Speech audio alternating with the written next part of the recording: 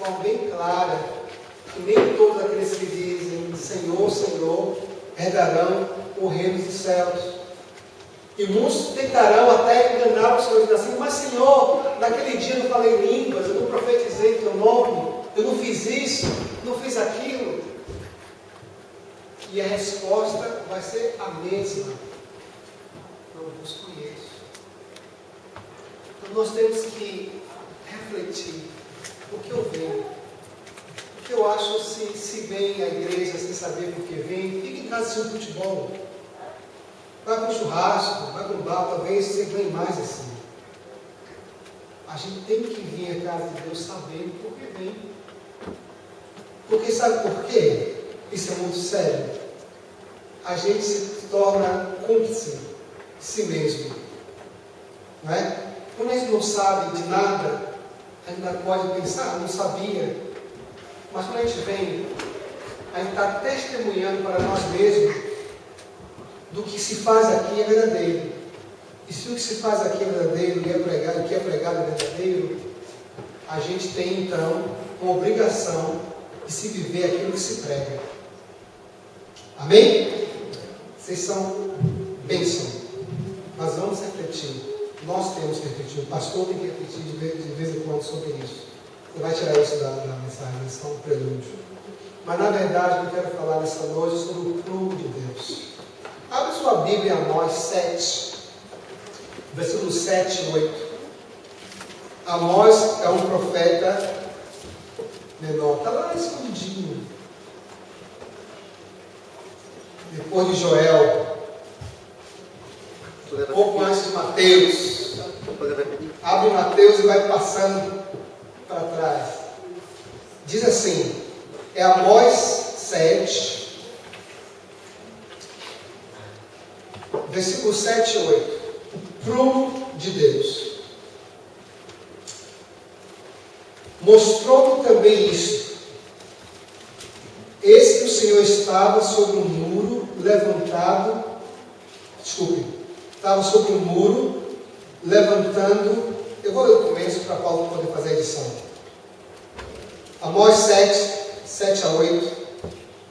Versículo 7 ao versículo 8. Versículo 7 diz assim: mostrou também isto, eis que o Senhor estava sobre um muro, levantando a prumo, e tinha um prumo na mão. O Senhor me disse: que vês tu, Amós? Respondi: um prumo. Então me disse o Senhor: eis que eu porei o prumo no meio do meu povo Israel, e jamais passarei por ele. Eis que eu porei o prumo no meio do meu povo Israel, e jamais passarei por ele. Vocês sabem o que é um prumo? Talvez em Portugal tenha outro nome. Se você não sabe o que é um prumo é isso aí. Veja aí o prumo, se você colocar essa foto no prumo. Se você não consegue, tem que arrastar talvez para o outro visor. Isso é um prumo. O prumo tem formatos diferentes, né? Mas a princípio isso aí é um prumo. Geralmente o mestre de obra usa, ou o pedreiro, usa o prumo para poder nivelar a parede. O prumo é um instrumento usado para determinar a direção vertical.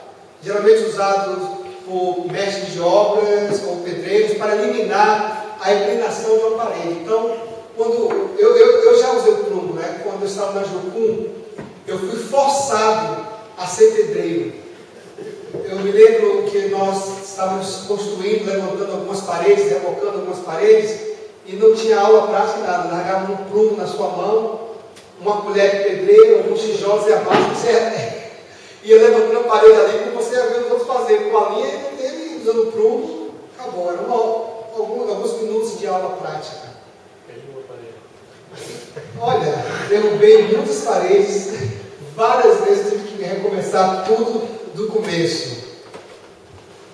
E Deus usa aqui a figura de linguagem, essa metáfora do prumo. Amós tem essa visão do Senhor com um prumo em suas mãos, Como diz no versículo número 7, eis que o Senhor estava sobre um muro, levantando a prumo. E ele tinha esse prumo nas mãos. E ele pergunta a Amós: Amós, o que vês? O que é que você está vendo? E Amós responde: eu vejo um prumo. Eu vejo um prumo, Senhor. Eu vejo uma parede, estou levantando uma parede, um prumo nas suas mãos.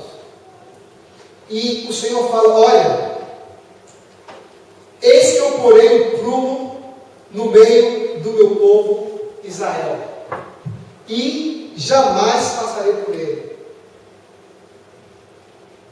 Deus tinha algumas coisas, alguns acertos a fazer com o seu povo.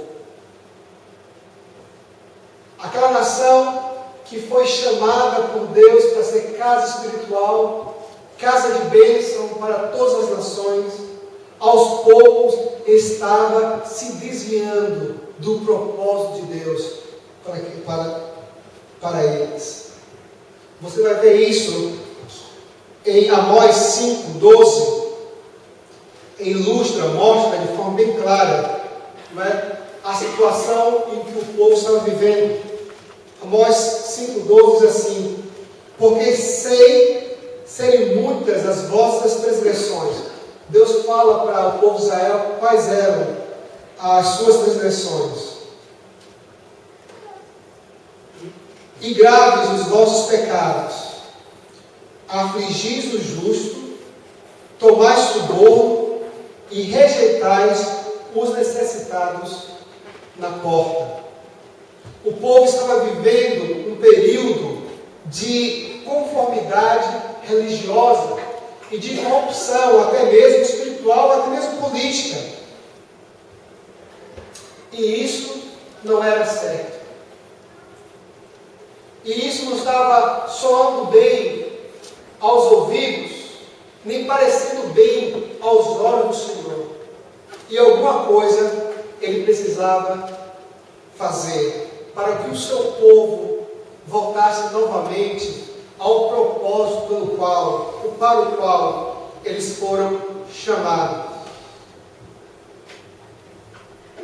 Eu vou passar o meu prumo em Israel. Tudo que está inclinado, torto, fora do ponto, eu vou colocar no lugar. Eu não posso deixar a situação do meu povo continuar assim. Essa conformidade espiritual, essa corrupção tem que ser eliminada do meio do meu povo. E a única coisa que eu posso fazer para que isso aconteça, para que isso seja eliminado, é passar o meu prumo. Queridos, e de vez em quando, por amor de nós mesmos, por amor da sua obra, por amor do seu povo, por amor à sua igreja, Deus passa o seu prumo no meio do seu povo. E Ele passa o seu prumo, não é porque Ele quer nada de ruim para nós, é porque na verdade Ele quer o melhor para nós. Ele quer que nós comamos o melhor da terra. Ele quer que nós sejamos o povo que Ele sempre quis que nós fôssemos. Ele quer que nós nos lembremos que a vida cristã não é simplesmente um ritual religioso, há muito mais envolvido do que somente ir à igreja, do que ler a Bíblia, do que orar. Ele quer que nós lembremos que a vida cristã é vida, é o viver Deus dia após dia, é colocar em prática aquilo que nós dizemos crer e que temos lido na sua palavra. O que é que você vê, Amós? Eu vejo o Senhor em um muro.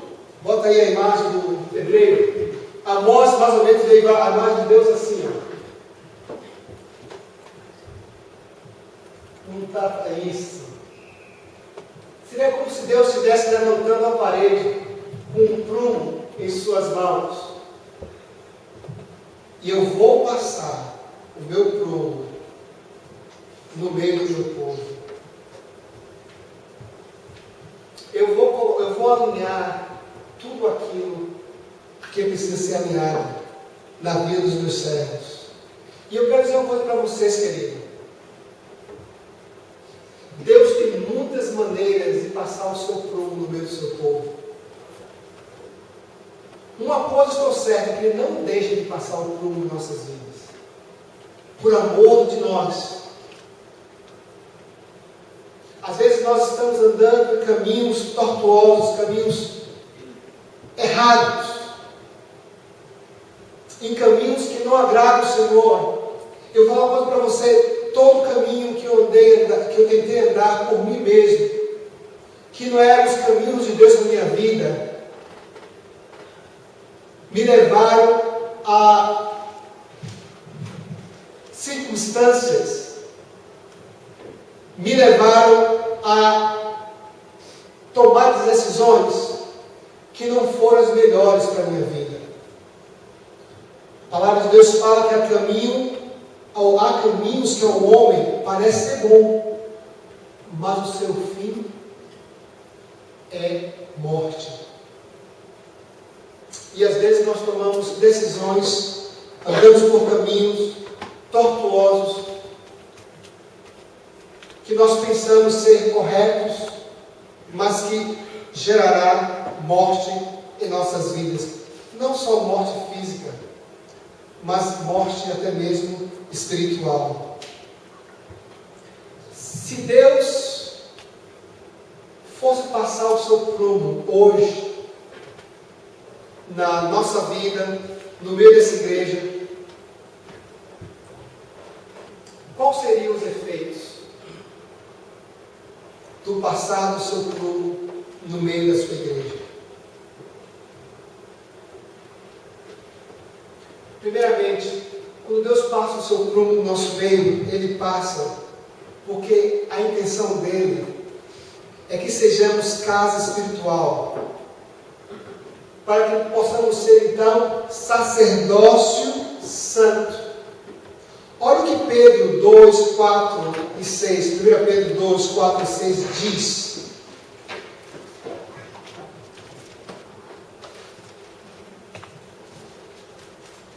Dois. 1 Pedro 2, 4 e 6. Novamente, Pedro usa aqui uma figura de linguagem, uma metáfora, para mostrar quem somos nós, ou que Deus espera que o seu povo seja. Diz assim: chegando-vos para Ele a pedra que vive. Quem é a pedra que vive? Cristo, né? Rejeitada sim pelos homens, mas para com Deus eleita e preciosa. Aí diz assim: também vós mesmos, como pedras que vivem, sois edificados casa espiritual para seres sacerdócio santo, a fim de oferecer sacrifícios espirituais agradáveis a Deus por intermédio de Jesus Cristo. Pois isso está na Escritura: eis que põe em Sião uma pedra angular, eleita e preciosa. E quem nela crê não será de modo algum envergonhado. Para vós outros, portanto, os que credes, é a preciosidade, mas para os descrentes, a pedra que os construtores rejeitaram, essa veio ser a principal pedra angular.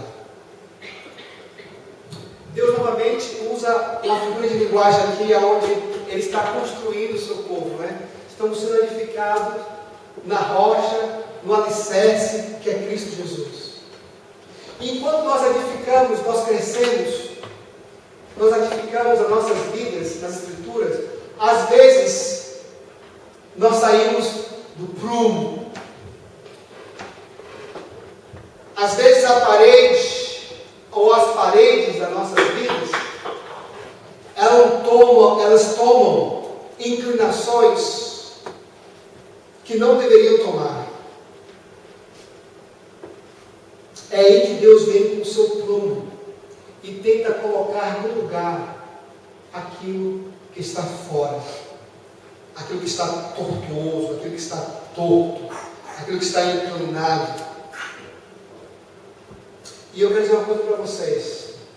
Eu vejo quem passa esse prumo é o próprio Espírito Santo de Deus. E o prumo de Deus, quando ele começa a entrar em ação em nossas vidas, é algo maravilhoso, Deus. É algo doloroso, às vezes sim, mas é algo que pode transformar a nossa vida por completo. Eu falei para você da experiência que eu tive, em levantar paredes com prumo. Quantas paredes eu tive que derribar para reconstruir do começo?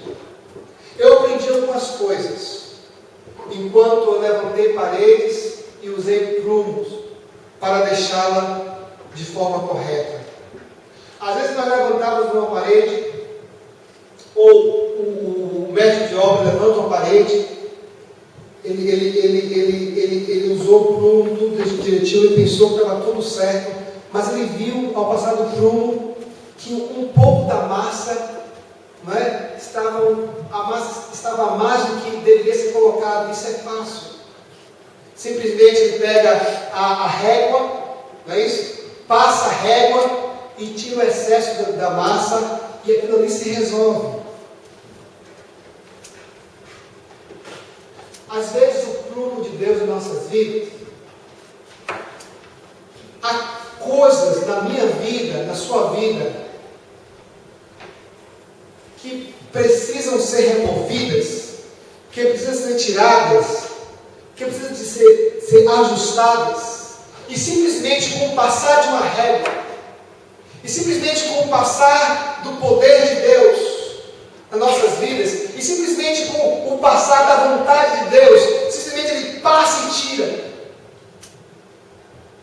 São decisões, são comportamentos, são pecados em nossas vidas, que nós estamos começando a desenvolver, estão afetando a nossa personalidade, o nosso caráter, mas nós chegamos àquele ponto dizendo: Senhor, o negócio está ficando torto, passa o seu prumo, e simplesmente as arestas são cortadas.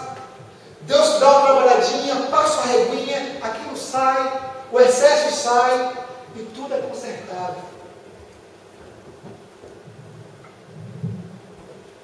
É o que nós chamamos, a retificação do problema no começo. Não precisamos derrubar paredes, não precisamos botar aquela obra toda abaixo, simplesmente aquilo é aparado, aquilo é consertado e tudo fica no lugar que sempre deveria estar.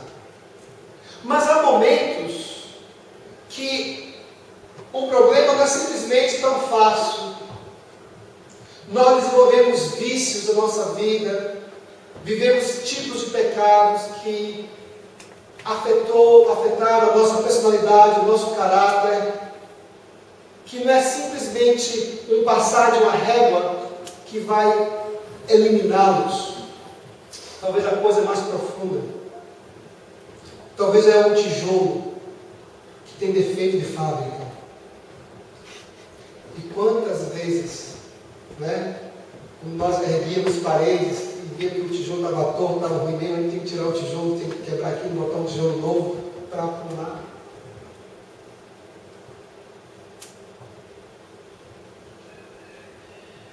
Tijolos precisam ser trocados, substituídos por algo novo. Tijolos com defeito de fábrica que precisam ser trocados e substituídos. Mas não poderão ser trocados, não poderão ser substituídos até que nós aceitemos que existe um problema. Até que nós aceitemos que o problema não é com o prumo de Deus. Não é que o prumo de Deus não está aferido como deveria estar. O problema é o tijolo. Enquanto a gente não tomar consciência disso, que é o tijolo que precisa ser removido, tirado, eliminado, um novo colocado, a gente não vai ter uma parede. A casa espiritual não vai ser edificada como deve. E deixa eu falar uma coisa para vocês. Existiram tijolos na minha vida que tiveram que ser removidos, quebrados, destruídos. Eu acho que nem o fabricante sentava mais de volta, para que eu pudesse salvar todas as paredes da minha casa espiritual. Tiveram tijolos como o orgulho, talvez, a mentira na vida de alguns outros, a insegurança, a fofoca, o adultério, a promiscuidade na vida de outros, que precisam ser removidos, tirados, para que sejam erguidas casas espirituais, casas que serão cheias da glória de Deus. Mas se o tijolo não é removido, aí só resta uma coisa a ser feita: derrubar toda a parede e começar tudo de novo. E nesse processo, querido, vou falar uma coisa para você. Tanto o projetista como o projeto sofrem. A coisa que doía todo o meu coração é trabalhar na parede a tarde toda e chegar o cara lá para verificar se estava tudo dentro do prumo. Ele falou assim: mas isso não passa não. Meteu-me na parede assim, porra! Derrubar tudo, começa tudo de novo. Ai, que dor no coração. Sofre a parede que quebrou-se e sofre o projetista também, né?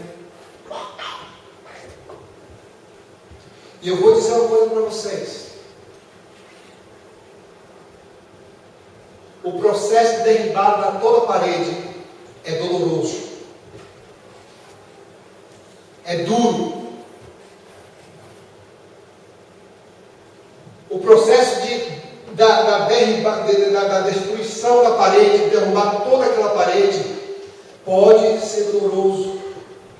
Eu não quero pregar para vocês aqui a imagem de um Deus que castiga, porque eu não creio em Deus que castiga, um Deus que tenta, mas eu creio em Deus que prova. E eu creio também em um Deus que vai fazer de tudo,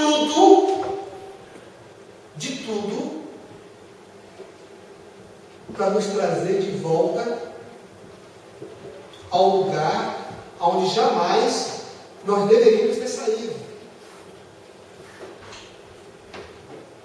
Agora, por que tanto cuidado? Por que tanto carinho da parte de Deus? É porque Ele quer o melhor para mim e para você. Ele quer que nós, uma vez alicerçados em Deus, casa de oração, sacerdócio santo, casa espiritual, possamos gozar de tudo do melhor que Deus tem para nós. Mas as coisas devem estar no lugar. Às vezes choramos porque uma parede é derribada, não queremos perder um tijolo, e chegamos ao ponto, então, toda a parede é derribada.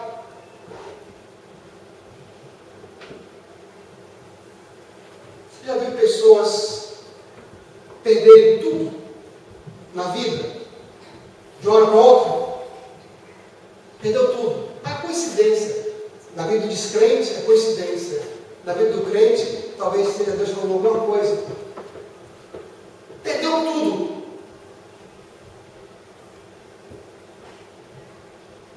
É porque Deus teve que tirar mesmo. Deus teve que tirar tudo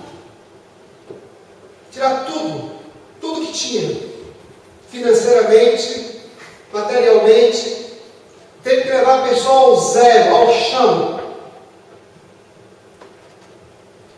para mostrar que não é ele que está no comando de nada, ou não é ela, mas é Deus.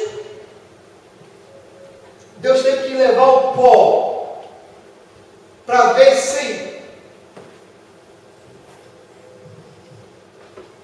dali pudesse erguer algo novo. A Bíblia fala em Hebreus, uma vez mais, abalarei todas as coisas, céus e terra. Está lá em Hebreus 12, 27. Para que aquelas que são inabaláveis permaneçam. Mas aquelas que são abaláveis sejam abaladas. Às vezes Deus tem que chacoalhar, passar o seu prumo, chacoalhar, gente, bastante, para tirar certas coisas das nossas vidas, para que dê espaço e lugar para que o novo de Deus aconteça. É um processo doloroso, é um processo difícil, mas é um processo de Deus. Agora tem duas coisas aqui. Ou tem algumas coisas. Nós podemos aceitar o processo de Deus da reconstrução do novo. E nessa reconstrução do novo, Deus vai reconstruir tudo certinho dentro do seu prumo, dentro da sua vontade, do seu querer. Deus vai restituir tudo. Quem passou por isso? Quem foi? Jó. Não foi? Jó passou pelo prumo de Deus. Coitado. Perdeu tudo. Tudo que tinha. Chegou a um ponto de se encontrar na sarjeta, cheio de feridas, sendo lambido por cães. Mas quando Jó entendeu, não foi Deus que trouxe sobre aquilo, mas Deus permitiu que a aprovação chegasse. Quando ele entendeu e aceitou a aprovação com alegria, o que a Bíblia fala? Que Deus restituiu a Jó em dobro, em tudo que ele tinha. Em dobro. Mas Jó aceitou o processo na vida dele. Às vezes temos que perder tudo para que possamos ganhar. E ganhar da maneira certa. Alguns bicheiros, no Portugal não tem isso, né? Que jogam no bicho. São bicheiros. Jogam no bicho. O bicho é um jogo. Aquele pessoal tipo dono de bingo, de coisa, né? Se convertem. E aí eles perdem, quando eles se convertem, eles perdem todo dia, ficam pobres de novo. Aí eles perguntam, mas puxa, eu estava lá, tinha todo o dinheiro, e agora me converti, perdi tudo. E depois eles dizem, eles mesmos testemunham, alguns deles testemunham, dizendo, olha, eu perdi todo o dinheiro sujo, para que Deus pudesse me dar de volta da maneira correta que eu deveria ganhar. Muitos deles ficaram ricos de novo, muitos deles não ficaram. Mas o prumo de Deus tem que passar em nossas vidas.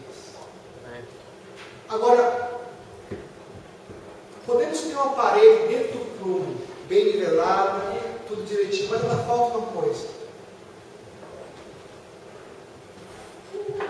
Uma parede dentro dos prumos, ou dentro do prumo, tudo bonitinho, enfeitado, decorada, bem pintada, é metade do caminho. Sabe por quê? Porque se o alicerce não for Jesus, aquilo é só beleza exterior. Nós precisamos da base. Nós precisamos de uma base bem forte, bem alicerçada. Olha o que diz, Javier, bote aí, por favor, coloque aí, Efésios 2, 20 a 22. É espanhol. Isso é espanhol? Não tem português? Não. Ah, no espanhol também não. Eu leio aqui.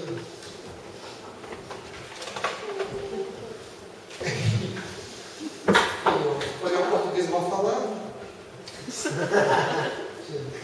2, do 20 ao 22.